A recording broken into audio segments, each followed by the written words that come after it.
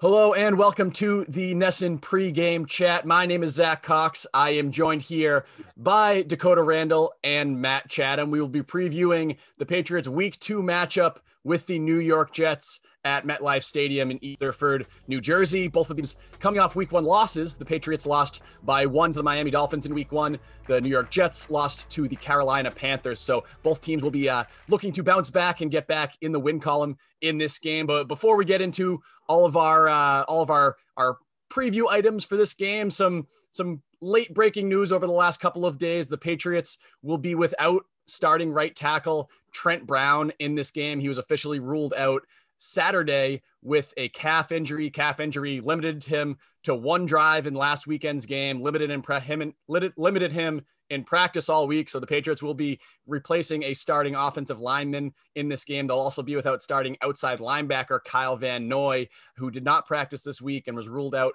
with a throat injury. So those are two pretty significant names that the Patriots will be looking to replace in this game. And obviously how their replacements fare will be a significant storyline as we move forward this afternoon. A little bit about this New York Jets team, a very different Jets team than the Patriots are used to seeing. They have an entirely new coaching staff led by new head coach Robert Saleh. They have a new number 1 wide receiver in Corey Davis. And most notably, they have a new rookie quarterback in Zach Wilson, the number 2 overall pick in this year's draft. So it will be rookie on rookie at the quarterback position between Zach Wilson and Mac Jones. Let's get to what we're going to be looking for in this game, starting with the offensive side of the ball. And Matt, we'll start with you. What are you looking for on offense from the Patriots in this game?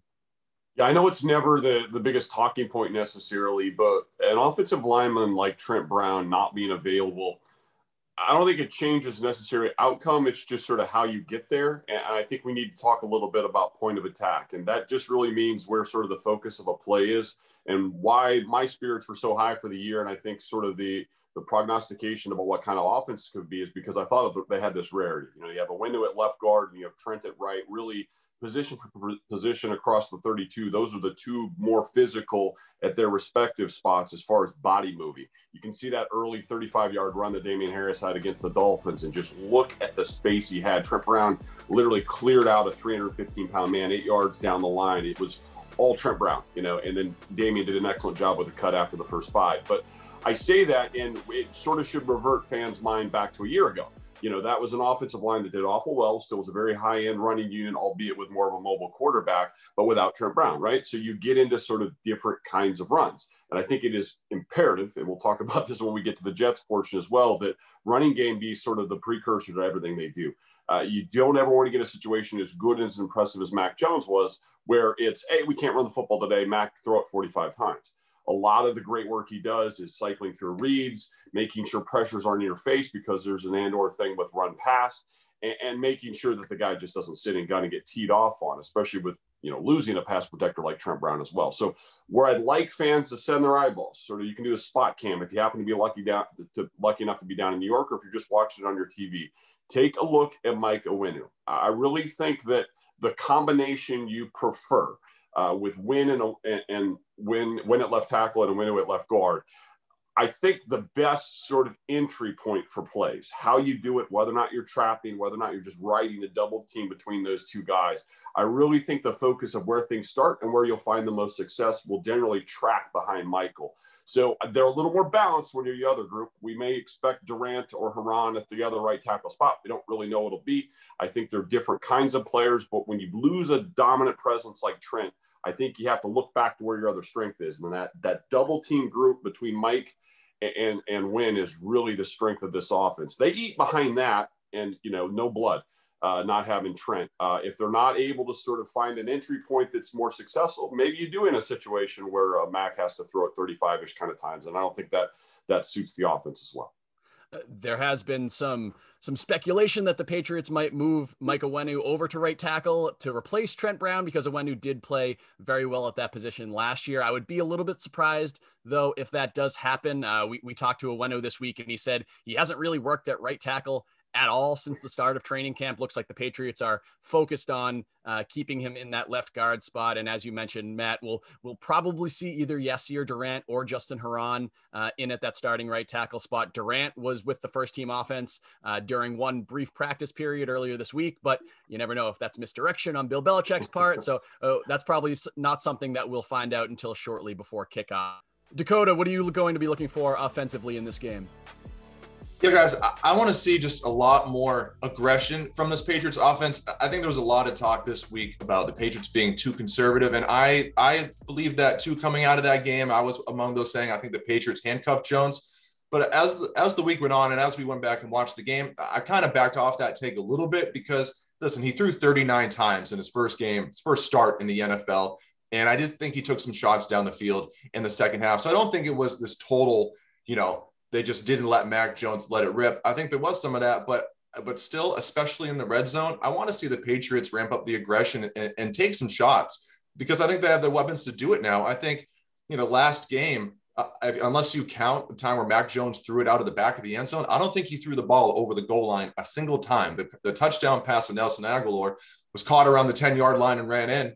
And so I just don't I think there was this. It looked a lot like we saw last season with Cam Newton, where it was the same kind of thing. He didn't throw the ball in the end zone a lot. It was very conservative. I don't think you need to be that way anymore. I think Mac Jones is more than capable of driving the ball down the field and taking shots in the red zone. I think you have the weapons now in the receivers with Aguilar, Bourne, and Myers. And I think especially with Hunter Henry is a great red zone threat. We'll see about Jonnu Smith today, whether he plays with a hip injury.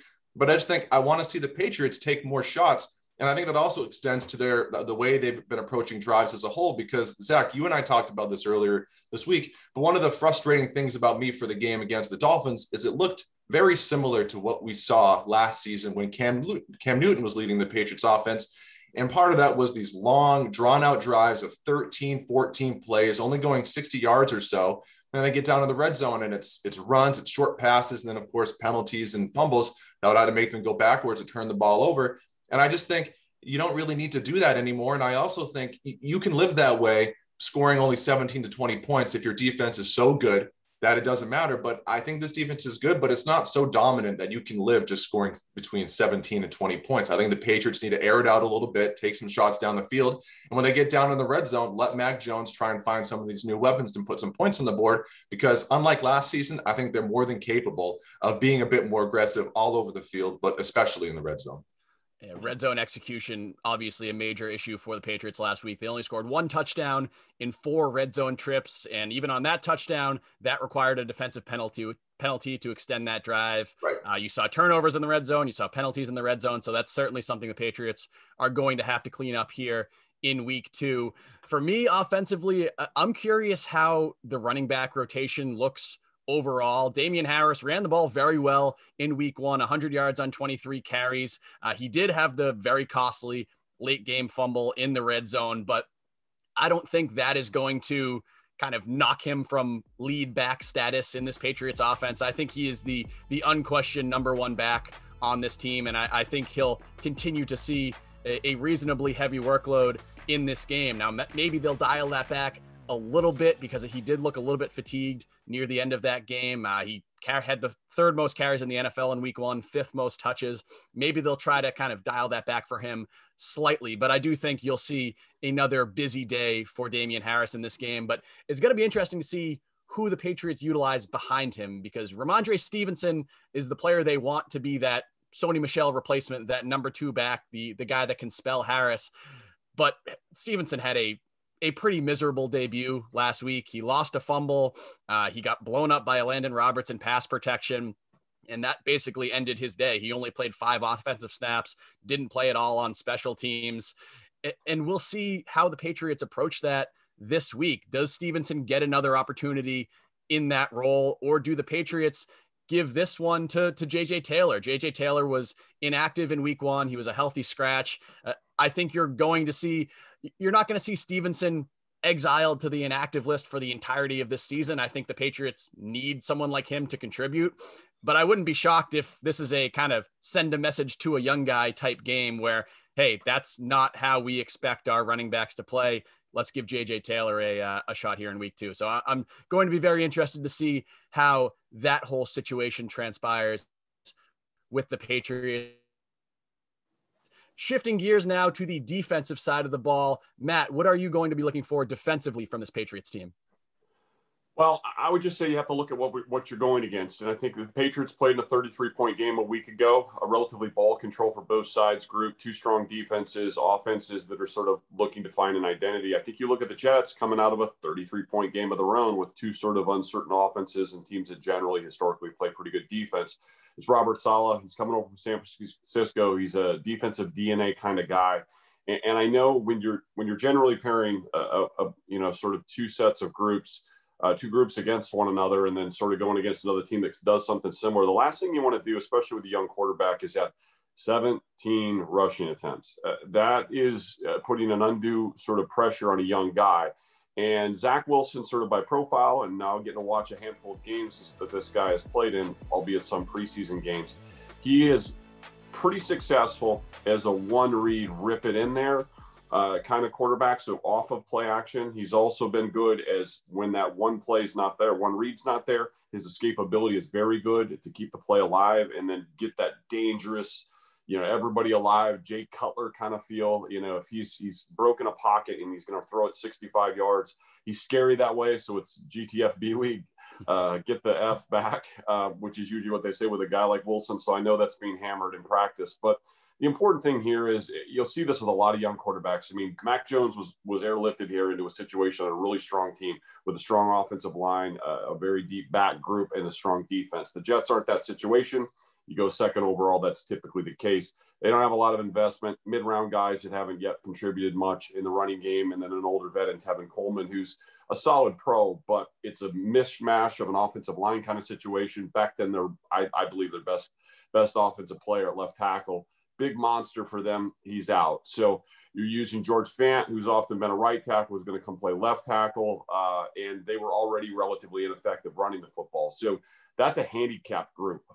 So I think my number one focus here is going to be there was very little for them in that area of the game a week ago when they were a much healthier group.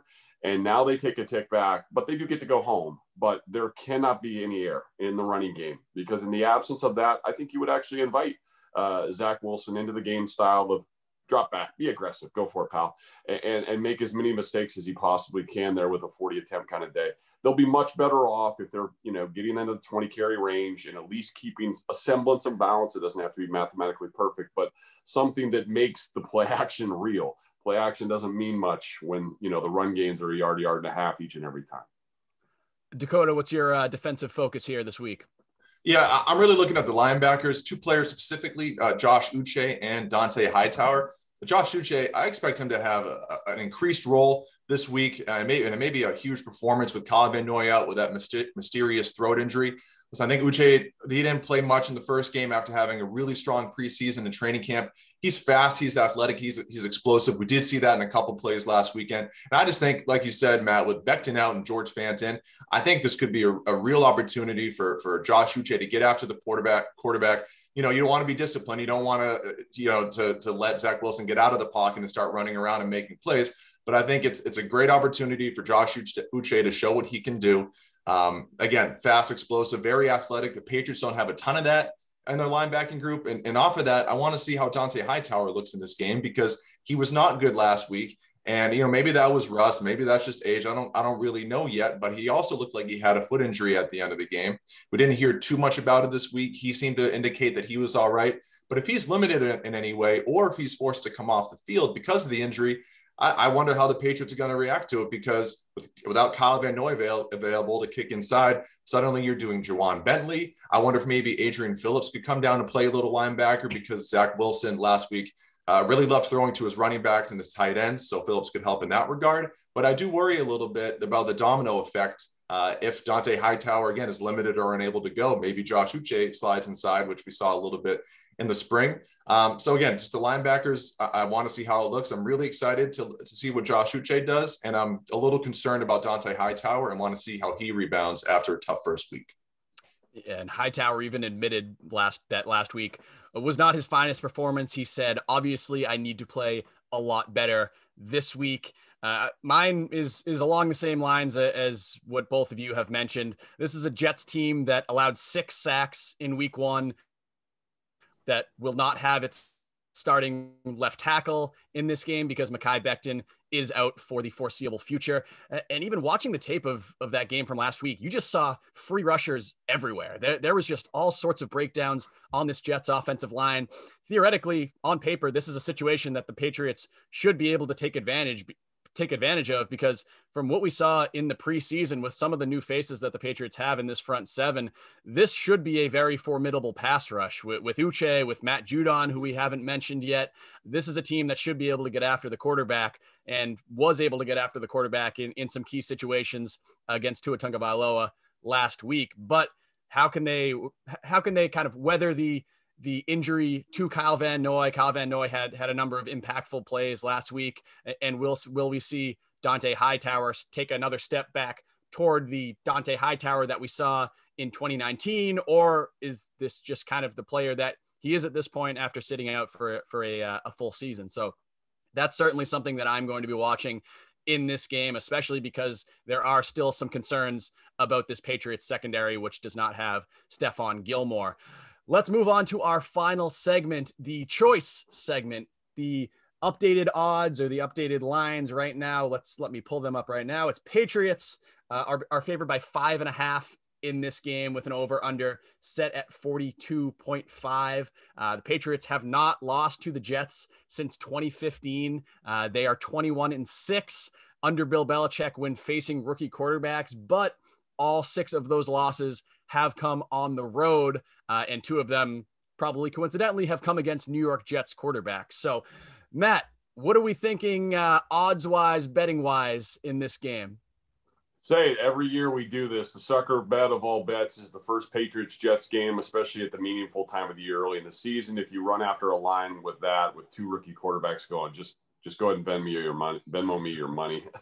It's a dangerous bet, because we saw that game last year go high points and a 3-point deficit.